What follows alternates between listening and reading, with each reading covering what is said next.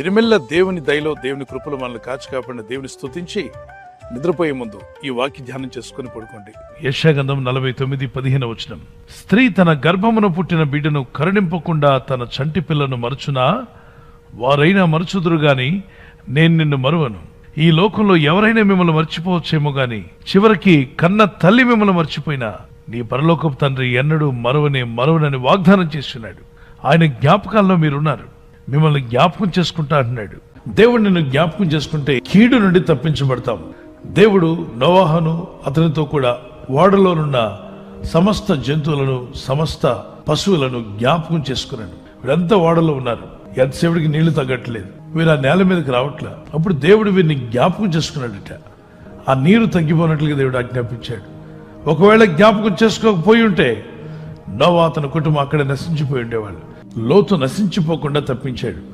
అసలు నాశనం వచ్చింది, ఆ ఊరందరికీ నాశనం వచ్చింది. కానీ లోతు కుటుంబం మాత్రం తప్పించబడింది. ఎందుకని? దేవుడు జ్ఞాపకం చేసుకున్నాడు. అబ్రహాం దేవుని దగ్గర మొరపెట్టాడు, విజ్ఞాపన చేశాడు. ప్రభా, ఆ పట్టణంలో నీతిమంతులుంటే జ్ఞాపకం చేసుకో, భక్తులుంటే జ్ఞాపకం చేసుకో.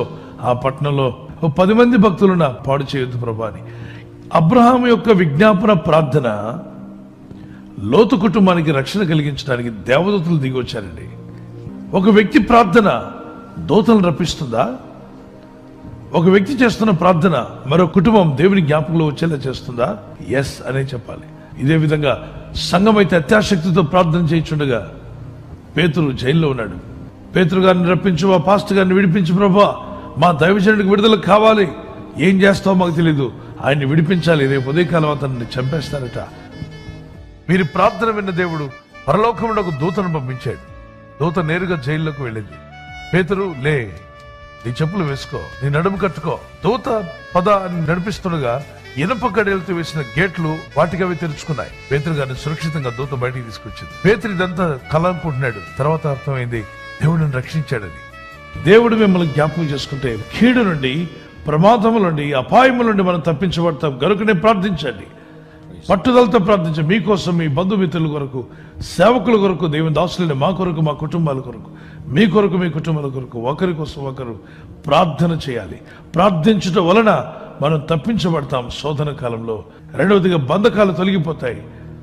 పౌలు శీల మొరపెట్టి దేవుని స్తుతిస్తుండగా భూకంపం వచ్చింది. చెరసాల పునాదులు కదిలిపోయాయి.